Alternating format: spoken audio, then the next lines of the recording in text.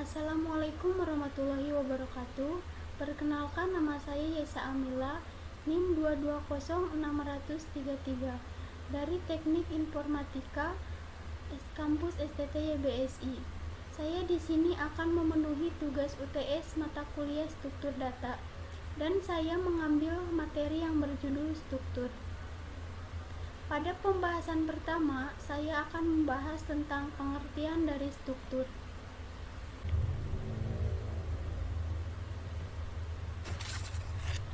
Struktur adalah kumpulan elemen data yang digabungkan menjadi satu kesatuan. Dengan kata lain, struktur merupakan bentuk struktur data yang dapat menyimpan variabel-variabel dalam satu nama. Masing-masing elemen data dikenal dengan sebuah file. Masing-masing file dapat memiliki tipe data yang sama ataupun berbeda. Deklarasi struktur pada C++.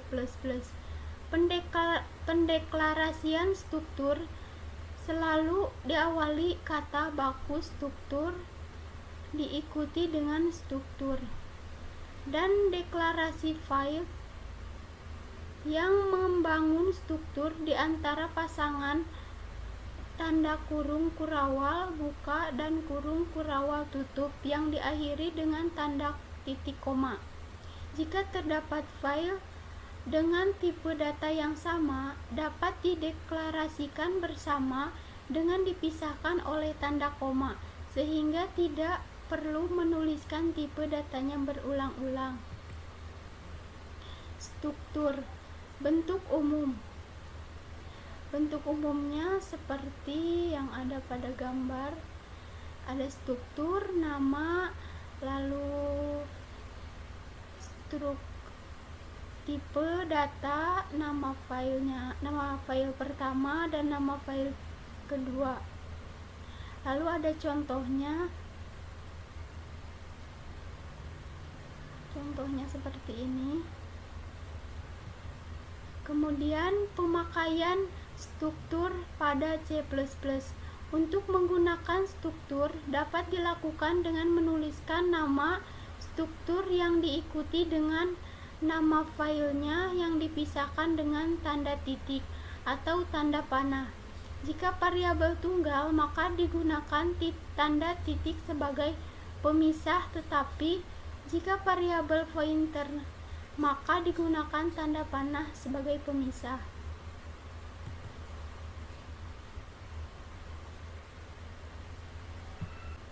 Ini contohnya. Struktur dalam struktur. Suatu struktur juga dapat mengandung suatu struktur yang lain. Artinya, file-file dalam suatu struktur merupakan suatu struktur juga. Misalkan biodata nama mahasiswa yang terdiri dari NIM, nama, alamat, dan tanggal lahir. Alamat terdiri dari nama jalan, kota, dan kode pos. Demikian juga halnya dengan tanggal, terdiri dari tanggal, bulan, dan tahun. Ini adalah contohnya. Ada struk tinggal, struk tanggal lahir, dan struk mahasiswa. Selanjutnya, array dalam struct.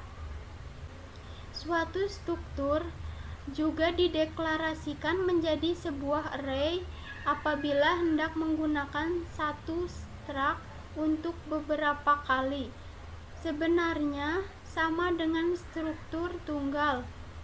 Perbedaannya adalah hanya pada saat pendeklarasian variabelnya saja. Contohnya seperti ini. Ada struk nama, struk, kemudian tipe datanya.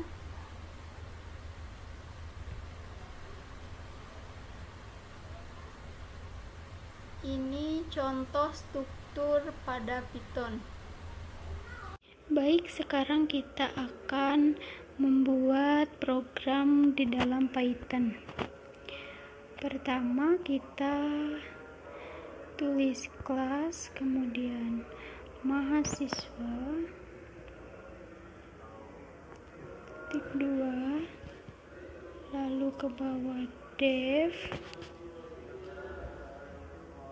kemudian kita kasih garis kayak gini,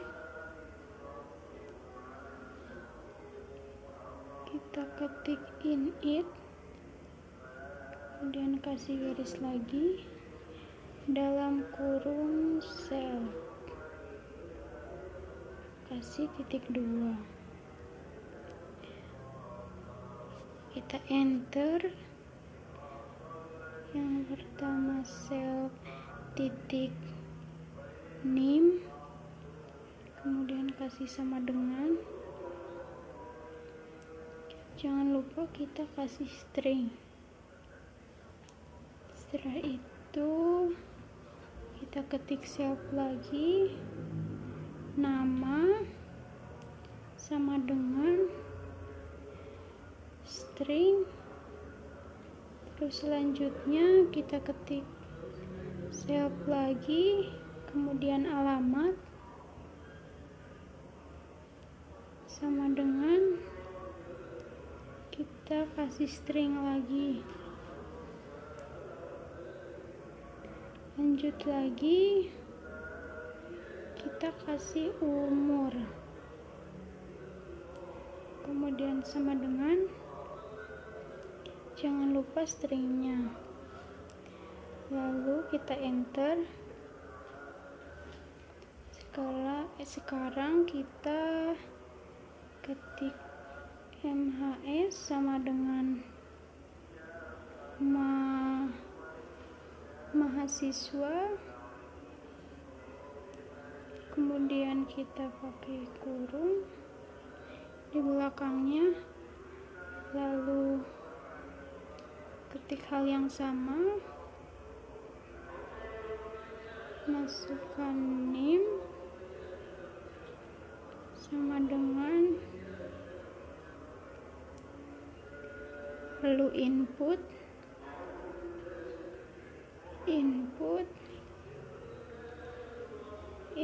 nim, jangan lupa pakai string, nim titik 2, selanjutnya MHS titik nama,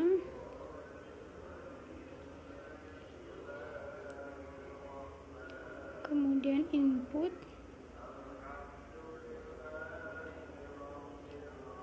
kasih kurung, lalu string nama,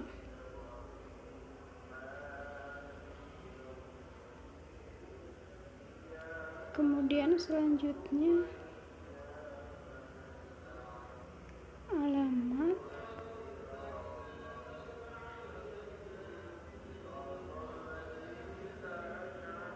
lalu input, string alamat, titik 2, lalu selanjutnya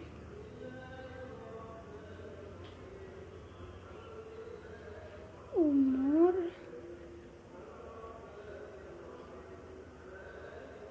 input lagi, kasih string,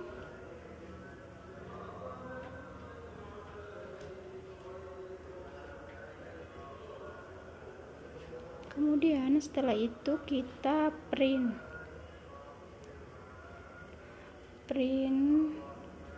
kurung, kasih jarak ya, print string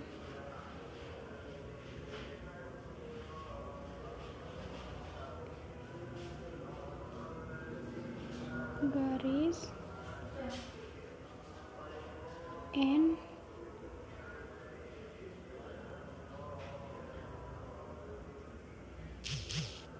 name titik 2, Lalu di belakang string kita kasih koma, MHS titik name.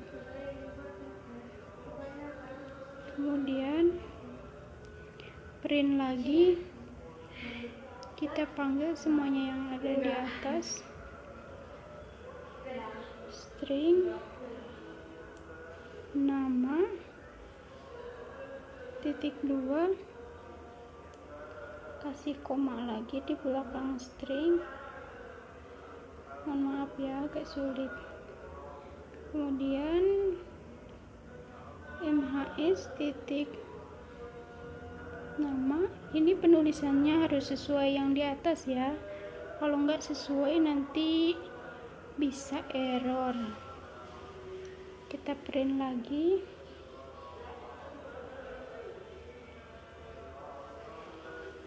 alamat, kemudian melakukan hal yang sama seperti di atas. Kita kasih koma setelah string, kemudian MHS titik alamat, kemudian print lagi,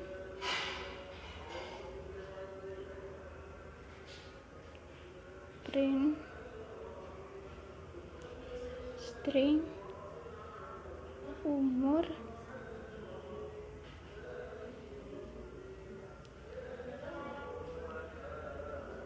koma MHS umur. Nah, setelah codingannya seperti ini, lalu kita coba jalankan. Nah, kita isi name-nya,